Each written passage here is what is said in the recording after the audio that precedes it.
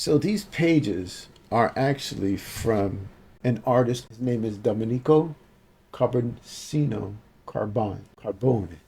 If I mispronounce his name, forgive me. Accept my apology. So this is the original pages. I got these pages actually off his Facebook post. And he posted this one as well as three other pages. I guess they were test pages. And I thought the artwork was so well done that I figured, hey, let's go ahead and color these. These look really nice. So that's where I'm at now. Let's show you the other pages as well. This is right here. And let's go here. I'll show you all the original pages first. So these are the pages that I got from his posting online. The reason why we put the time into creating the flats layer, which is this one right here. Let's just say I want to work on Miles Morales. By the way, this is Miles Morales and Spider-Man. You could see it on this page here. There's Spider-Man in the left window and Miles Morales on the right one. So let's just say I want to work on Miles Morales here, on his face and his hands. With the flats, what it does is separates all the elements of the page. In other words, it separated Miles Morales' face and hands from the rest of the page. Now, if I would not have done this flats layer, well, there's no way of picking or selecting that element of the page unless I go in there with the lasso tool, which is that, and literally go around Miles Morales. But the time it would take to do that while you're actually working on the page, it would increase the time it takes you to finish a page. So now, yes, flatting pages takes time, and usually it's contracted to someone else. They're referred to as flatters. So let's just say I need X amount of pages flatted. I'll send the pages to the flatter, and they'll take the time to separate all the elements of the page and then come up with this. Now, I'm doing the flatting of this or these pages myself, and I'm going to use it as I guess a tutorial that I could use online. But that's the reason for flatting. So now let's just say the flats are all done. I need to work on Miles Morales' face and fingers here, or hands. I'll go ahead and grab the wand tool, which is this one, the magic wand tool.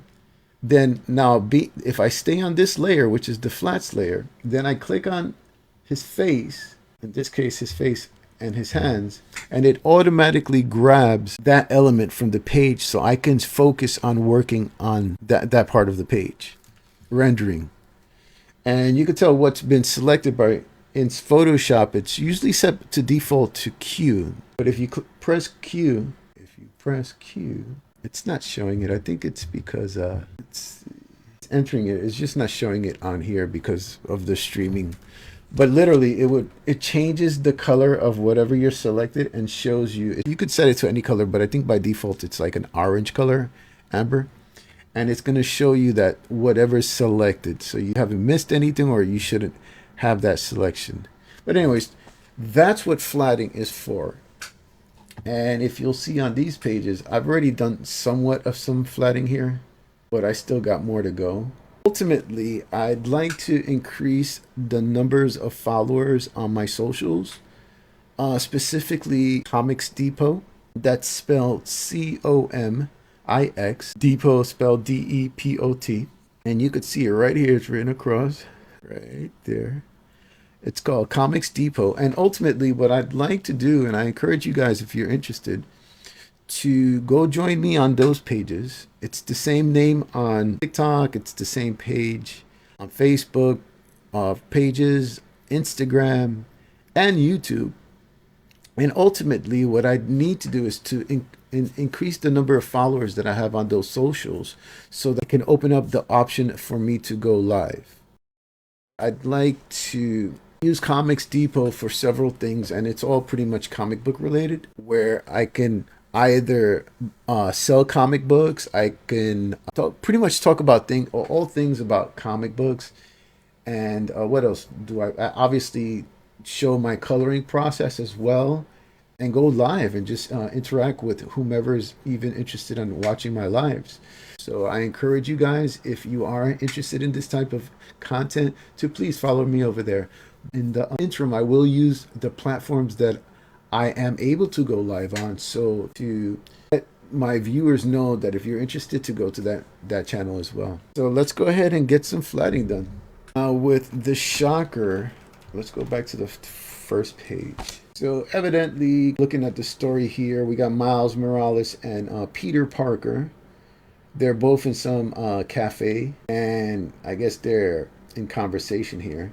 And then we move over to another scene, and you'll see as a colorist, what we try to do is when we go from scene to scene, or even from a different time, we like to change the color scheme so it kind of conveys the feeling that you're in a different scene. So that's what I'm trying to do with this. So I'm here at the first page with Miles Morales and Peter Parker. They're in some type of a diner and in some alley here.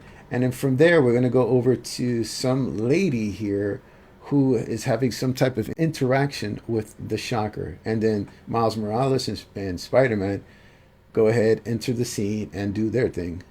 And you can see here. So what I try to do is I separated everyone here. Let me show you. See how I separate everybody? I already took care of this part. This might be a good opportunity to show you the difference. So I'll turn off the line art. There you go. Turn off the line art here. So you see how everything's separated? And what I'd like to do is also add a layer on top, and I'm going to name it here values. Actually, let's go ahead and show you. Let's delete it. Let's add a layer here. Make sure there's no selection. And then we'll go ahead and add to this layer. I forget my keyboard. It's this button here. So we'll go ahead and add black to this layer. All right. And then change the layer option to color. So what this is going to do, it's going to show the values of everything. And what I already took the time and did this separately. Let me show you a good page that's done already. Right here. So with the values, this shows you how the values are working on the page. Because you can have it like this and you can't really tell how the values are working. So you set that layer on the top, fill it up with black, and then change the layer option to color. And then that shows you the values.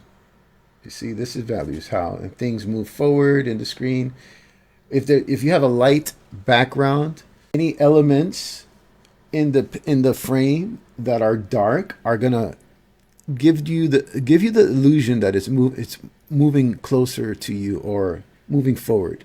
So you see how in the background here on the first panel, it's a light background, but the figures are dark, which is puts them forward. Here in the second panel, the same thing. The building in the background has a lighter or a higher tone. I forget what's the proper terminology, but it's lighter. And then the figures in the front are darker. Even the lady on the left is slightly darker than, let me show you who this guy is, the Shocker. And then there's, I guess this is the innocent bystander or stranger here. Well, she's interacting with the Shocker, but you see how the Shocker is lighter than her. Well, that gives you the impression that she's closer, or the planes of the frame, she's closer to us. Here's the third panel right here, right underneath her and Shocker. We have the introduction of Spider-Man, and let me turn off the values. We have the introduction of Spider-Man and Miles Morales into the frame. So what again, as a colorist, I'm trying to separate the elements and also try to make sense of or convey a sense of planes on the page. So again, the values which I created up here helps you with that. Let's go ahead and turn off the inks. And you see how Miles Morales here, which are these two figures in the third frame, they're darker than the figures in the background, and the background, which is light. So it brings them forward. Now in let's see, 1, 2, 3, on the fourth and the fifth planes, we have the Shocker here in the middle, but now Miles Morales and Spider-Man are further back in the plane. So that's why their colors are a little lighter, and so on and so on. Excuse me. So that's what adding an extra layer on the top of all the layers that conveys different planes, I guess they're referred to. So let's turn off the values, and you can't really tell that. Well, obviously, if you turn off the inks, you could see the difference there. But even then, just by looking at colors, sometimes it's deceiving. It's not a good gauge of value. What's best, the better gauge of values is, again, to create this layer on top. And then you could see the different values here. Let's go to another page to show you. Here's a good one here. Again, this is just the flats layer. Now, if I enable the inks, which is the line art, you see that's everything there, right? But you can't really see the values unless, again, I've already created the layer up here. You could see values better. The lighter background and all the darker elements are the plane closest to you. So let's show you right here. You see Spider-Man right here? He's obviously closer to us because, one, his scale is bigger than all the other elements, the Miles Morales, and even bigger than the car. So that kind of brings him in that plane closer to you. But the values helps you see that better. He's darker than all the elements in the background. Now we'll go over to this frame here where we have the Shocker looking up at both Spider-Man and Miles Morales. Well, obviously they're further back because they're drawn smaller in scale, but you want to also convey that with the colors that you choose. So here you go. The darker color, again, gives the impression that he's closer. Now, if the background is funny, because if the background is dark, then the elements or the things that are lighter in value or are then closer to you. So if you have a darker background, the lighter elements are going to come closer to you in the different planes. And in the reverse of that, where the background is lighter, then all the darker elements are going to move forward. So this is the case here with the lighter background. So all the elements that are darker, again, are closer. All right, let's move on to the next page here. Again, I've already done most of the work here, but let me show you down here. All right, so here's the screen. Obviously, the darker values are these characters here, and then the lighter values are in the back. So let's add on to the inks, or add the inks, and then there you go. It's Spider-Man and Miles Morales. They're swinging on some webs here, and the values, you see that? When they're darker in value with a lighter background, they move closer to you. And that's the whole intent with adding a values layer. Because as you go on and work on the pages, you start rendering, you want to keep those values. You don't want to move away from those values because it kind of looks like it's okay, but it just doesn't work ultimately. So you want to keep those values there. And that's why I always add an extra layer on top, covering everything. Adding, and again, if anybody who just came in, I'll show you how to do that real quick. Listen. All right, so right now there's no values. We can't tell values. So we'll go ahead and add a layer on top of everything. Let's move this to the top here. I'm gonna name it values so I don't forget to do so after the fact. And then we're gonna add black to this. All right, you're like, hey, wait a minute, that doesn't work. You got to change the layer option here.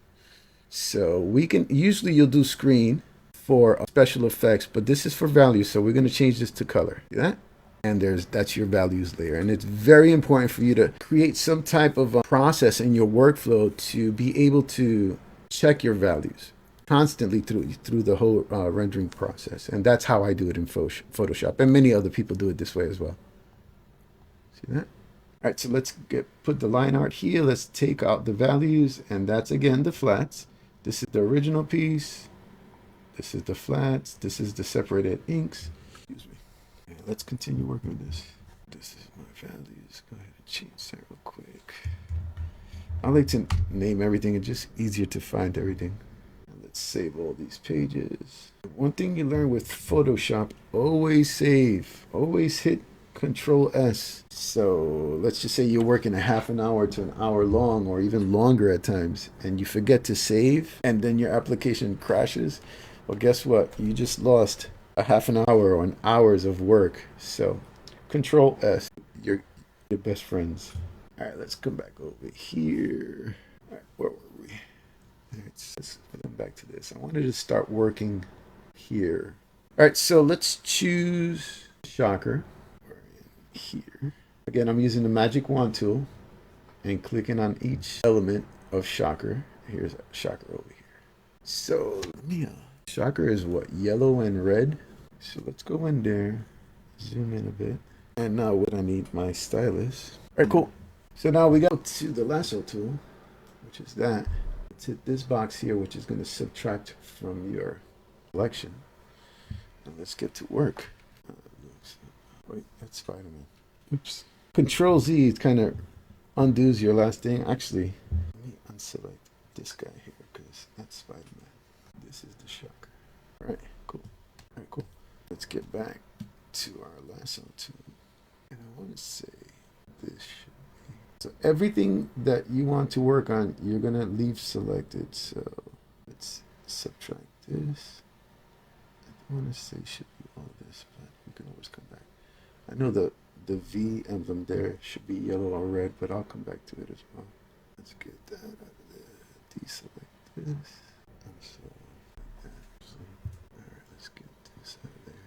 All right. To move the page like that, I'm holding the base key on the keyboard. Let's get back to the rest of this. Deselecting this. Again, the only thing we want to leave selected are the areas that are going to change to yellow. And I'll show you in a second. That looks like all the areas this type, whatever this thing is here. All right, let's move on up here. Remember, we're deselecting what we want to change to yellow right now. And you can move closer in to get a better view of what you're trying to do, I guess. That's Spider-Man Miles Morales. Oh, we forgot to pick him here. Actually, he should be picked, right? In this case, let's add this. He is not separate. You know, back to this, him there. Let's continue working where it's it's already prepared. Move over to him here. Okay, we're gonna deselect everything that's not yellow from him. Again, guys, I am trying to build up followers on my social media that I created named Comics Depot. You could see the name of that channel underneath my face here. What I'd like to do is have enough followers on that new channel so that I can go live, so I can do live streaming. I need at least 500 to 1,000 followers to do so. And you might wonder, well, aren't you doing that now? Or yes, I am, but I'd like to keep those channels for pretty much comic book related stuff, whether sales of comic books or anything regarding comic books, and or what I'm doing now, doing comic book coloring, comic art. It's pretty much the same channel on every social media, pretty much. You have all the logos here, right there. So that's Comics Depot, spelled COMIXDEPOT, Comics Depot. So I encourage you guys to follow me there. You ever notice Hulk has green skin and then his shorts are purple? Like, why would you think green? Why would they pick purple as the color of the shorts or the pants? Well, the colors are complementary. They work well together. So if you look at the color wheel here, green is over here on the right there. And then literally the opposite side of green on the color wheel is what color? Purple.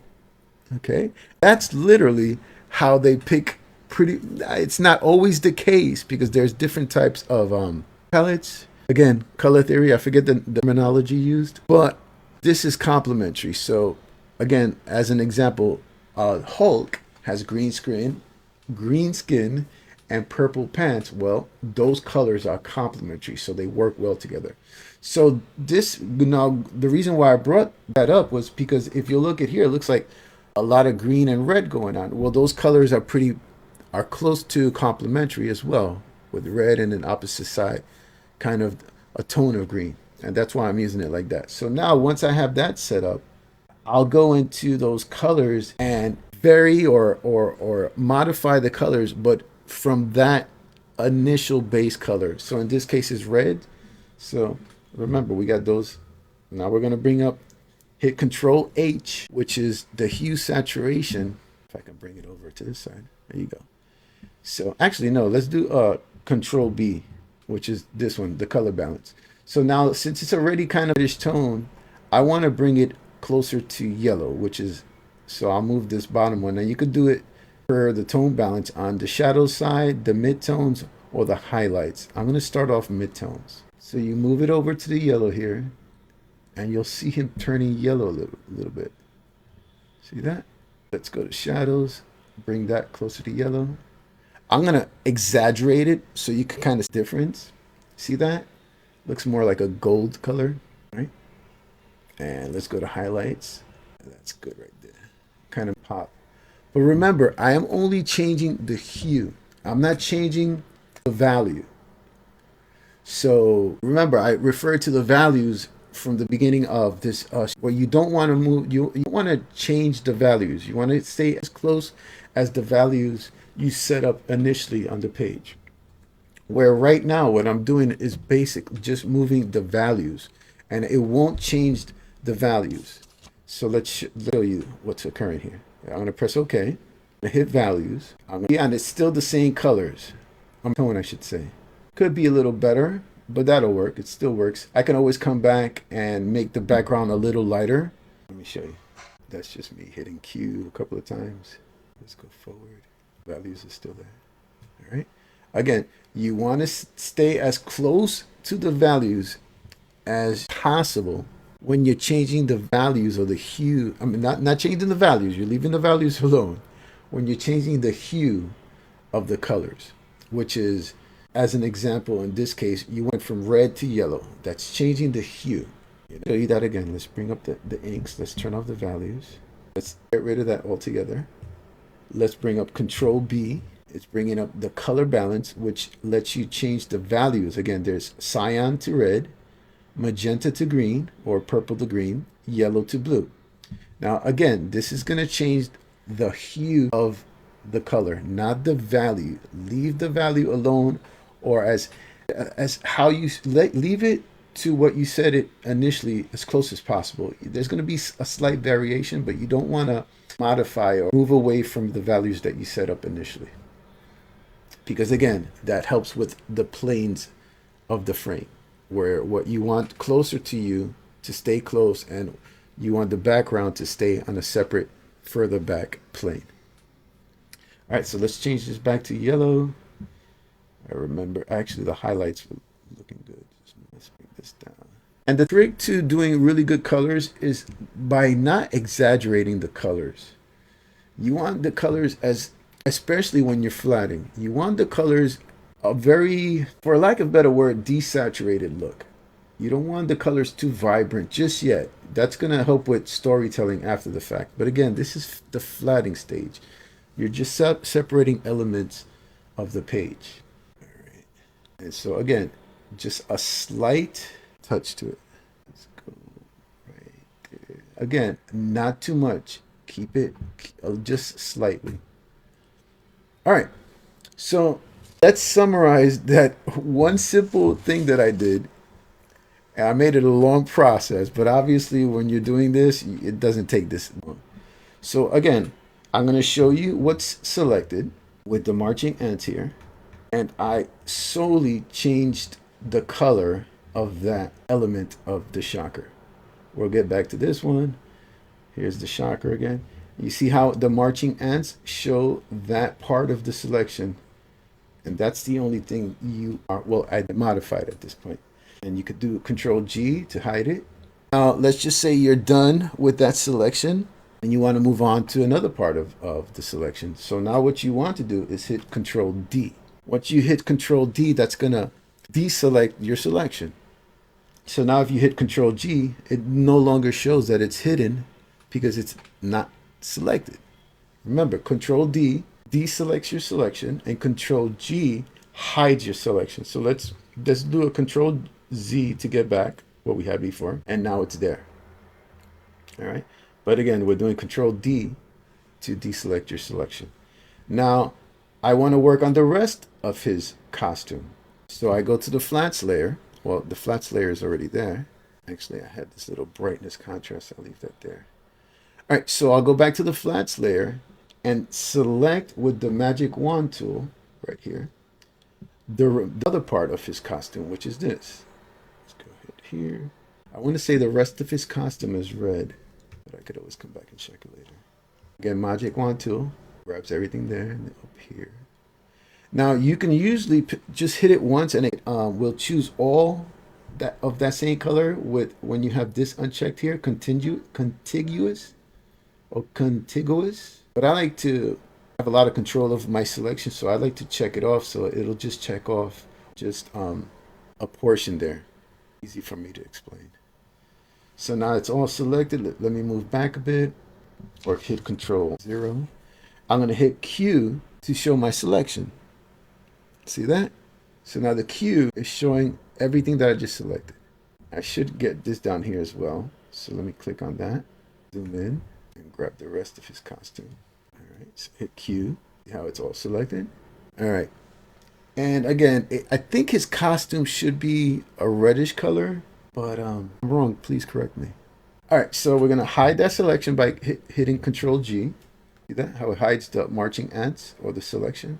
Now we want to change that, the hue of that selection, just the hue, not the value. If we wanted to change the value, we'd hit a hue saturation. We could change the saturation, make it darker. You know, and we're affecting the values. We don't want to do that.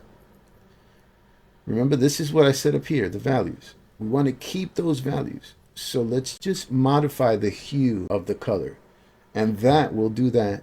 And there's many ways of doing that, but the easiest way by hitting Control B, which brings up the color balance. Now, we're going to shift that color over to red, right? So let's go on the highs here. Actually, let's go midtones. Now we're going to move it to red. And show you really, this might be a little too much for you guys, but I'm going to show you nonetheless. You can also deal with curves. Do Control M for curves. The opposite color of red is what? Is it, what's the opposite? Cyan, right? Or whatever it is. So sometimes this is the better way of doing it, because if you take away from the, if you add on, how is it? I'm getting myself confused here. Is it green? If you go the opposite of red, move it towards green, it gives you that a reddish tone. See that? But that's not giving me the desired look that I need. So I'm going to bring it back to Control B. Kind of play with it until you get the desired red that you're looking for. It might help if I bring this closer. Right here. All right, let's go. Where are we headed with this? It's not the desired red that I want. So now, let's go into Control H, which is this. Now, we're not going to change the saturation or the lightness. We're just going to find the hue that we're looking for. Right there, that's somewhat the hue.